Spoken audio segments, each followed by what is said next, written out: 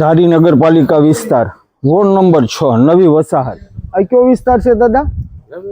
નવી વસાહત કોલેજની પાછળનો વિસ્તાર, કોલેજની બાજુનો વિસ્તાર। આ વિસ્તારની અંદર દાદા શું પ્રોબ્લેમ હતી? આપણે ગટરનો પ્રોબ્લેમ હતો 4 દિવસ 4 દિવસથી પ્રોબ્લેમ હતો। ગટર શું થતું હતું? ઉભરાઈ જતી હતી અને રોડ ઉપર પાણી હાલતા હતા। રોડ ઉપર નહીં, અમારા ઘરે કરતું બરોબર, ઘરની અંદર કરતું હતું। આ પ્રોબ્લેમ દાદા અત્યારની છે કે કાયમીની આ પ્રોબ્લેમ છે? પહેલી વાર જ થયું કે આની અગાઉ પણ થતું હતું? વરસાદ હોય ત્યારે તો થાય, ચોમાસાના 4 મહિના તો થતું જ હશે, જામ થઈ જતી છે આપણી નવી વસાહતની તમારી આ ગટરો ચોમાસામાં। પછી આ જાણ તમે કોને કરી હતી? પાલિકામાં લખાઈ આવ્યા હતા 4 દી પહેલા? કાલે લખાવ્યા હતા કે 4 દી થા અગવડતાઓ છે, રજા ગઈ। એટલે હકીકતમાં એવું છે કે ધારી નગરપાલિકાની જેટલી પણ આ ભૂગર્ભ ગટર છે, આ ગટર લગભગ આખા ધારીની અંદર ઉભરાતી ગટર છે અને ખાસ કરીને ચોમાસાના 4 મહિના સ્થાનિક લત્તાવાસીઓ ઘણા ખરા હેરાન અને પરેશાન છે।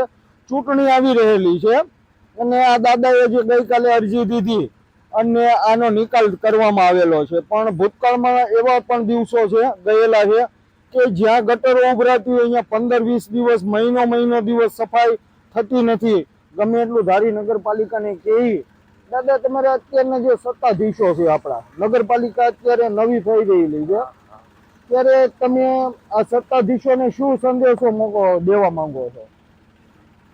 એ પ્રશ્ન વાત કરીએ, તમને પાયાની પ્રાથમિક સુવિધા મળી જાય છે દાદા? જો સ્ટ્રીટ લાઇટ કેમ છે અહીંયા આ વિસ્તારની? ચાલુ છે।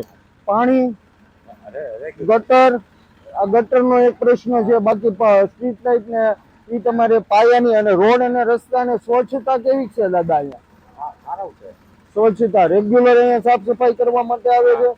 રેગ્યુલર આવે છે। એટલે આ દાદા છે એનું કહેવાનું છે કે નવી વસાહતમાં અત્યારે ગટરનો એક પ્રશ્ન છે, બાકી સ્ટ્રીટ લાઇટો હોય કે રોડ રસ્તાના કામો હોય એ ઘણા આ વિસ્તારમાં થઈ ગયેલા છે।